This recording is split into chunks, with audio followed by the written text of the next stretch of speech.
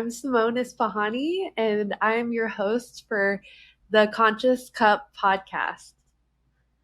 So, just to tell you guys a little bit about myself, I was born in Colorado Springs and I grew up in the Netherlands, Australia, and Hawaii. I moved out to LA for college, and that's kind of where my story begins for my business, Social Brew. So, before we get into that, I just kind of want to talk a little bit about my upbringing. And so, I'm biracial. My dad is from India, and my mom is from New York originally. And so for me, I grew up just kind of amongst a variety of different cultures. The school I went to was this amazing American international school in Holland. And for me, yeah, I really feel like I was privileged to be exposed to a lot of different backgrounds very early on in my childhood. And my parents, they've always been about giving back and serving others. And so that too really contributed to how I want to run my business and the type of person I want to be. And my parents decided to start a family foundation when I was quite young called the Master's Peace Foundation.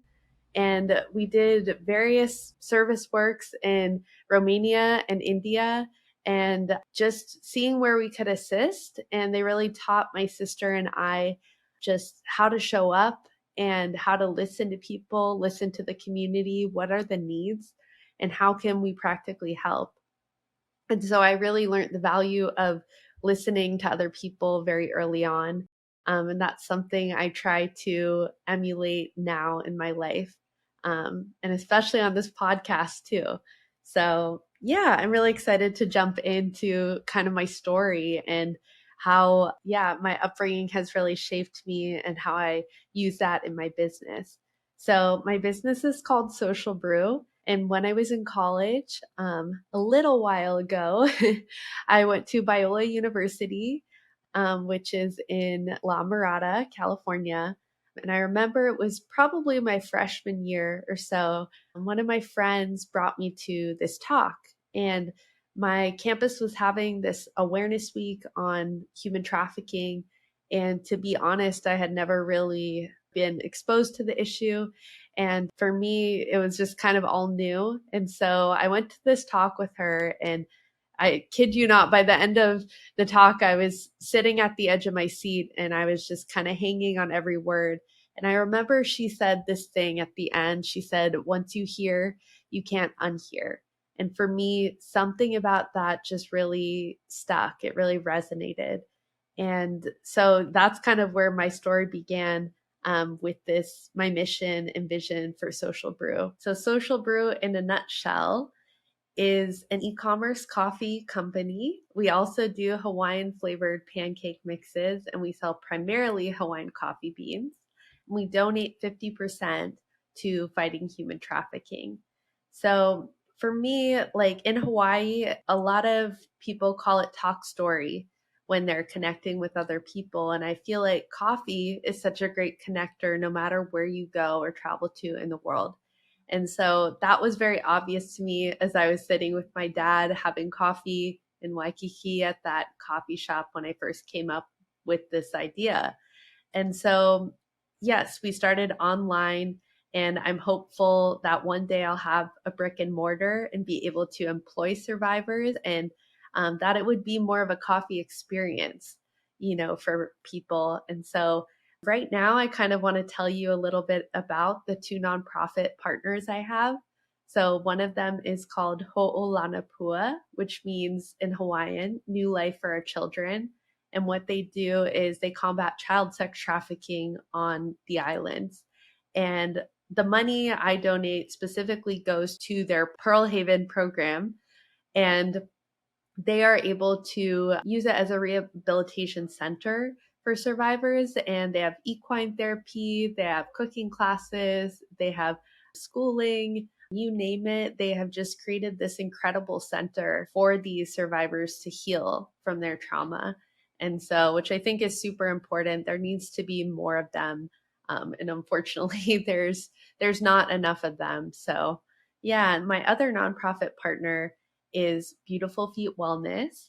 And she has been working with survivors for a long time in the Denver metro area. She's been mentoring survivors, and she herself is a fitness instructor.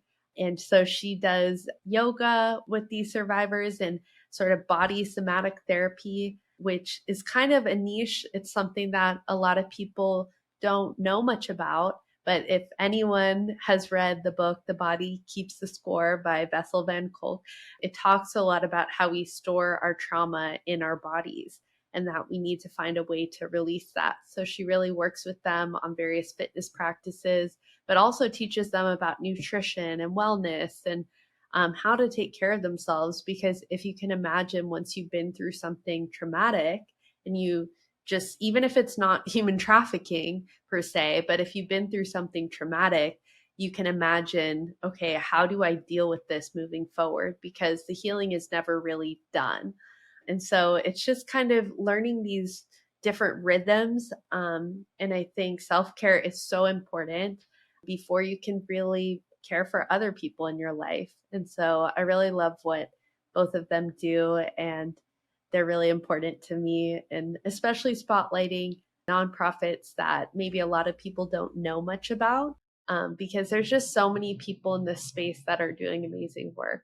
So that's really my mission and vision for Social Brew. And so I left there, and I remember we were just talking about, wow, I can't believe this is such a big issue, especially in the United States. I really thought it was kind of, when I first heard the term, okay, modern day slavery, like that's something that is happening elsewhere in some third world country. It's not something that's happening right here in my backyard. And boy, was I wrong about that.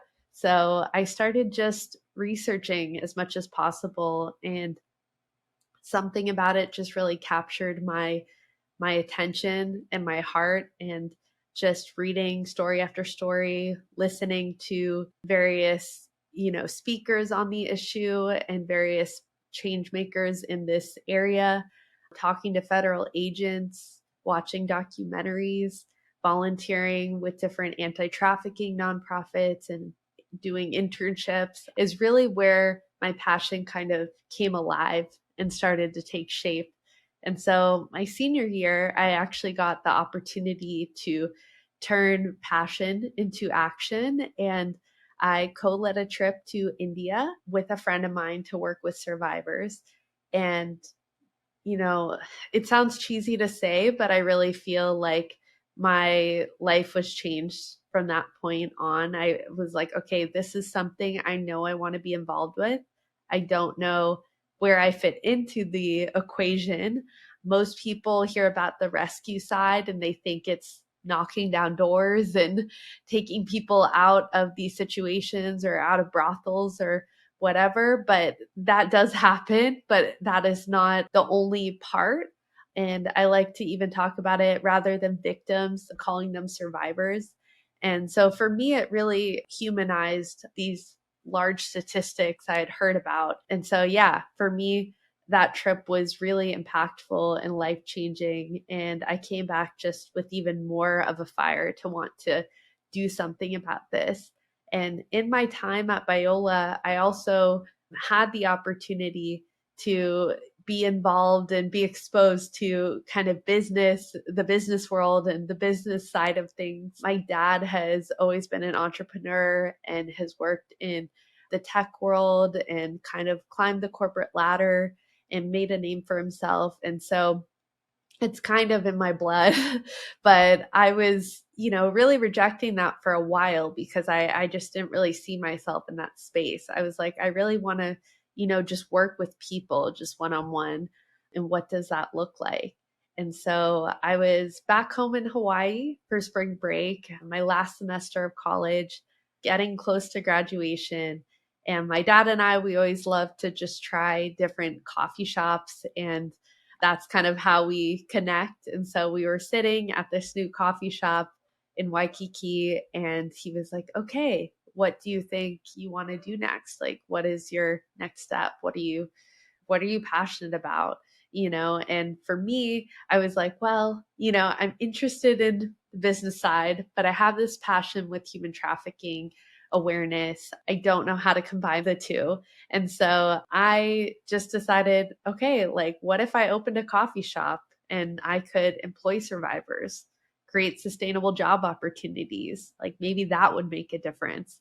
And as we're having this conversation, we just are brainstorming this idea. And I had no idea this was going to go anywhere at the time. I just thought, wow, this could be cool someday once I get enough experience. And I think that's where a lot of people, the story ends for them with their dreams, because they go, someday I'll do it when I have enough money, when I have enough experience, when I have enough support. But I feel like I am an example of that. You know, you should just go for it if you can, of course. But I really feel like if I listened to that voice in my head, I wouldn't be sitting here right now. I wouldn't be doing what I'm doing. So I actually did table the idea for a little while. I ended up graduating, didn't have a job to jump into, ended up falling ill and dealing with a lot of health issues at the time. And that really was a really low point in my life. And I really thought, okay, like, what do I have to offer? And I ended up eventually getting a part time job at a startup and did not love that. And half of our team ended up getting laid off during the pandemic. And so I was kind of back to square one. You know, what do I want to do? What do I have to offer? And I remember just having this conversation again with my dad, and he was like, remember Social Brew? You know, maybe you want to consider that again. And I thought, no, I don't have enough experience. I feel like I barely have a resume because of this couple year gap, you know, in my life dealing with health stuff. And so I thought, no, I don't think that's it. So I was just, again, like many people, looking for jobs online in a really tough time. And eventually, through seeing my sister start her own business and decide to just go for it, I was inspired again. And my dad just kept mentioning it here and there, you know, you should really consider it. And, you know, I can help you with the business plan and you can do this. And so for me, my faith is also really important to me. And so I just took a little bit of time to kind of ground myself and pray about it. And I decided, okay, I'm gonna just try. You know, if it goes terribly wrong, you know, at least I said, okay, I tried. Maybe revisit this down the line. But all I can do is try, right? And I was like, this is either the best time or the worst time to start a business, because it felt like the whole world was burning down. And it was just a really stressful time for everyone. And so I just decided, okay, let me just go for it, start with the business plan, see how I'm going to lay this out. And I decided, you know, a storefront was not the way to start. So I decided to start with e-commerce. And I launched in October of 2021 online. And I'm still online, but now I've expanded to a couple of hotels and stores, and it's just taking shape in ways I never could have imagined. And so for me, I think the core of this podcast is I want people to know that you don't need to have it all together to do something meaningful with your life, that we all have something to offer, and you just need to take the first step, you know, feel the fear and do it anyways, I like to tell myself. So yeah, I hope that you gain some new insights by listening to the guests I'll have on, and it'll just start that process of you thinking, okay, what am I passionate about? And how can I use this to help others? Because I truly believe when we help other people, we're always getting back more than we give. And it really can grow us and shape us into the person that we want to be and that maybe we never thought was possible. So please follow along and like and subscribe the Conscious Cup podcast. And follow us at Social Brew on Instagram if you want to just be a part of that community. And yeah, check us out. Thank you.